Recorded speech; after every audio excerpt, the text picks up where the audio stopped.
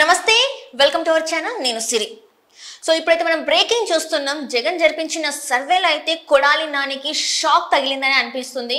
So ఇక్కడ చూస్తున్నట్టయితే 2024 నుంచి మన గుడివాడలో వరుసగా 4 సార్లు ఎమ్మెల్యేగా గెలిచిన కొడాలి నానికి ఈసారి మాత్రం ఒక గట్టి ఎదురు దెబ్బ తగిలేలానే అనిపిస్తుంది. ఎందుకంటే ఇప్పటి వరకు అంటే తనకి ఉన్న గ్రాఫ్ చాలా చూస్తే గతంలో చాలా బాగుండేది, కానీ ఇప్పుడు మాత్రం చాలా కిందికి పడిపోయిందని అనిపిస్తుంది. అండ్ ఇంకొకటి ఏంటంటే వైసీపీకి చాలా అంటే వైసీపీ అధినేతలే కావచ్చు, ఎమ్మెల్యేలు ఎంపీలే కావచ్చు, వాళ్ళకైతే ప్రజలలో తీవ్ర వ్యతిరేకత కనిపిస్తుంది. సో అయితే ఇప్పుడు ఏం జరుగుతుందంటే ఇప్పుడు జగన్మోహన్ రెడ్డి గారు ఒక సర్వేలో మాత్రం కొడాలి నానికి చాలా వ్యతిరేకత ఉంది ఆ నియోజకవర్గంలో అని చెప్పేసి అయితే అందులో వెల్లడైంది.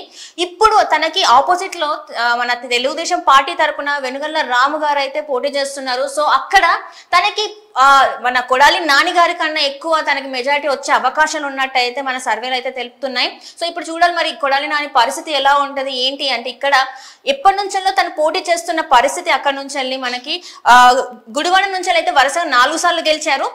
అదే క్రమంలో ఈసారి కూడా గెలుస్తారా అంటే ఇంకొక విషయం ఏంటంటే ఇప్పటివరకు రిలీజ్ చేసిన లిస్ట్ లో అయితే కొడాలి నాని పేరు అయితే ఇంతవరకు రివీల్ చేయలేదు. ఎక్కడ కూడా ఇప్పుడు మనకి 7 లిస్ట్ 6 లిస్టులు అయితే వచ్చినాయి, కానీ ఎక్కడ కూడా కొడాలి నాని పేరు అయితే రాలేదు. మరి భవిష్యత్తులో వచ్చే అవకాశం ఉందో లేదో తెలియదు, కానీ గుడివాడలో ఇప్పుడైతే తనకి చాలా గట్టి పోటీని అయితే ఇస్తున్నారు. మిగల్ల రాము గారి భార్య ఏంటంటే మాలా కన్వర్టెడ్ క్రిస్టియన్ అనమాట. సో ఎక్కువ వరకు చూస్తుంటే క్రిస్టియన్ ఓట్లన్నీ ఈసారి టీడీపీ వైపు మళ్ళీ అవకాశం కనిపిస్తుంది.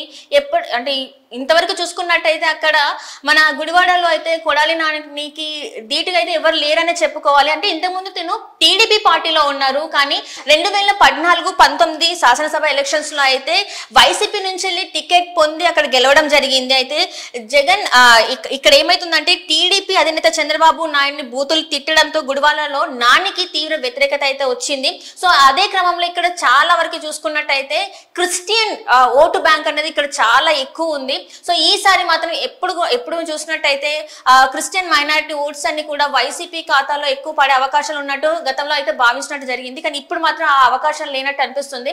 సో ఇక్కడ చూసినట్టయితే వెనుగళ్ల రాము గారు వచ్చేసి ఒక ఎన్ఆర్ఐ. సో తన వైఫ్ వచ్చేసి మాలా కన్వర్టెడ్ క్రిస్టియన్ కాబట్టి ఈసారి మాత్రం తెలుగుదేశం పార్టీకి అయితే గెలుపు ఖాయం అన్నట్టు అయితే సర్వేలు చెప్తున్నట్టు తెలుస్తుంది. మరి చూడాలి కొడాలి నాని గారి పరిస్థితి ఏంటి.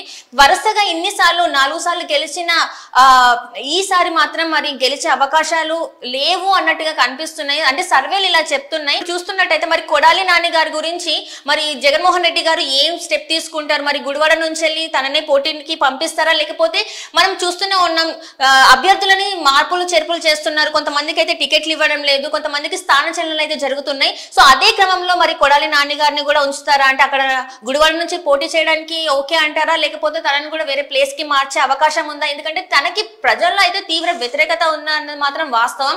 సో ఇప్పుడు మరి ఈ పోటీని తట్టుకుంటారంటే ఇప్పటివరకు సర్వేలు చేసిన ప్రతి దాంట్లో కూడా టీడీపీకి అనుకూలంగా అంటే టీడీపీ జనసేన హవా నడుస్తుందని మనకి ఇప్పటికే చూస్తున్నాం. మనం సర్వేలన్నీ కూడా టీడీపీ జనసేన వైపే చూపెడుతున్నాయి, కానీ వైసీపీకి చాలా తక్కువ ఓట్ బ్యాంక్ వస్తుందని చెప్తుంది. అయితే క్రమంలో ఇప్పుడు జగన్ చేయించిన సర్వేలోనే ఇప్పుడు కొడాలి నాని పరిస్థితి మాత్రం బాగాలేదు. గ్రాఫ్ అంతా పడిపోయింది, అక్కడ వ్యతిరేకత బాగా పెరిగింది. అండ్ ఓట్లు కూడా ఈ టీడీపీకి వైపు మొగ్గు చూపుతున్నట్టు అయితే తెలుస్తుంది. మరి ఇక ముందున్న పరిస్థితి ఎలా ఉండబోతుంది ఏంటనేది అయితే మరి ముందు రోజుల్లోనే మనకు తెలుస్తుంది. సో ఇదే పరిస్థితుల్లో ఇక్కడ ఏంటంటే చాలా అంటే ఇక్కడ చూసినట్టయితే మనకు వెనుగళ్ల రాముకి కలిసి వచ్చిన ఏంటంటే సామాజిక సమీకరణలు ఏంటంటే అదే చెప్పాను కదా ఇంతకు ముందు, మనకి క్రిస్టియన్ ఓట్ బ్యాంక్ అయితే ఈసారి ప్రతిసారి నాకు అంటే వైసీపీకి ఎక్కువ వెళ్ళేవి, కానీ ఈసారి మాత్రం అట్లా కాకుండా తెలుగుదేశం పార్టీ వైపు మొగ్గు చూపుతున్నారు. అయితే ఇక్కడ తెలుగుదేశం పార్టీ వైపు చూడడానికి కూడా కారణాలు చాలానే ఉన్నాయి, అనేకమనే చెప్పుకోవచ్చు. ఎందుకంటే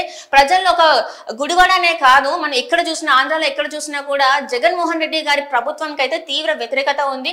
కేవలం అంటే రోడ్లు కావచ్చు, నీరు కావచ్చు, అంటే లైక్ ఉద్యోగాలే కావచ్చు, ఎక్కడ చూసినా కూడా అయితే ఎక్కడ కూడా తను ప్రజల్ని సాటిస్ఫై చేయలేదు. తన పరిపాలనలో ఎక్కడ కూడా ఈ 5 సంవత్సరాల కాలంలో కూడా ఎవరికి కూడా అంటే ఒక బటన్ నొక్కే పథకాల ద్వారానే జనాలు జనాల్ని సంతోష పెట్టాను అని చెప్పేసి తను చెప్తున్నారు. అభివృద్ధి వైపు ఒక్క అడుగు కూడా ముందుకు పడలేదు.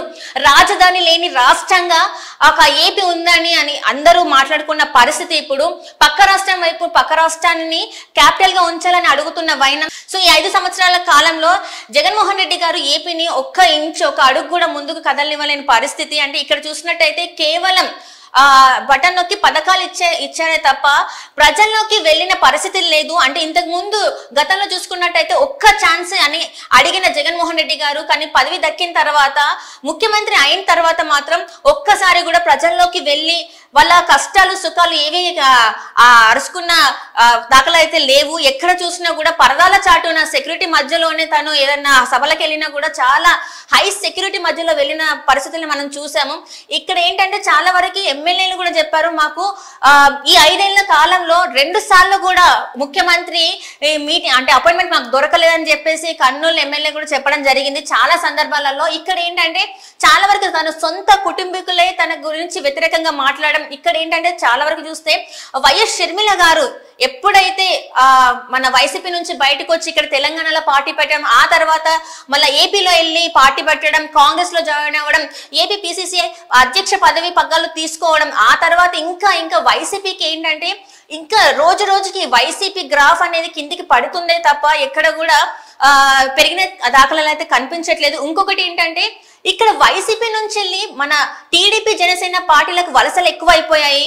అది అక్కడ కూడా కాదు అంటే మన కాంగ్రెస్ లో జాయిన్ అవుతున్నారు తప్ప వైసీపీలో అయితే అభ్యర్థుల కొరత అనేది మనకి స్పష్టంగా కనిపిస్తుంది. ఇంకొకటి ఏంటంటే ఎంపీ అభ్యర్థుల కోసం అయితే జగన్మోహన్ రెడ్డి గారు ప్రతి ఒక్కరిని అడగడం, వాళ్ళు కాదనడం. ఇప్పుడైతే ప్రస్తుతం ఉన్న పరిస్థితులు అయితే అవే. ఎవరికి టికెట్ ఇచ్చినా కూడా వాళ్ళు వద్దు అని చెప్పడం జరుగుతుంది. మేము ఇక్కడ నుంచి పోటీ చేయలేము, లేకపోతే అసలు రాజకీయాలకి దూరంగా ఉంటున్నాం అని చెప్పేసి వాళ్ళు చెప్పిన పరిస్థితి. సో ఇప్పుడు ఏంటంటే ఇప్పుడు కొడాలి నాని పరిస్థితి కూడా ఇదేలాగా అనిపిస్తుంది. ఎందుకంటే ఇక్కడ చూస్తే గుడివాడలో కొడాలి నాని పరిస్థితి అయితే ఆయన గ్రాఫ్ చాలా వరకు పడిపోయిందని చెప్పుకోవాలి. ఇన్ని రోజులుగా అంటే గత 4 సార్లు తన ఎమ్మెల్యేలాగా గెలిచి అక్కడ ఆ నియోజకవర్గం నుంచి ఈసారి అయితే గట్టి పోటీ అయితే వెనిగళ్ల రాము నుంచి అయితే వస్తుంది. సో ఈసారి మరి ఎలా ఉండబోతుంది టీడీపీ జనసేన హవా మరి ఎలా ఉండబోతుంది?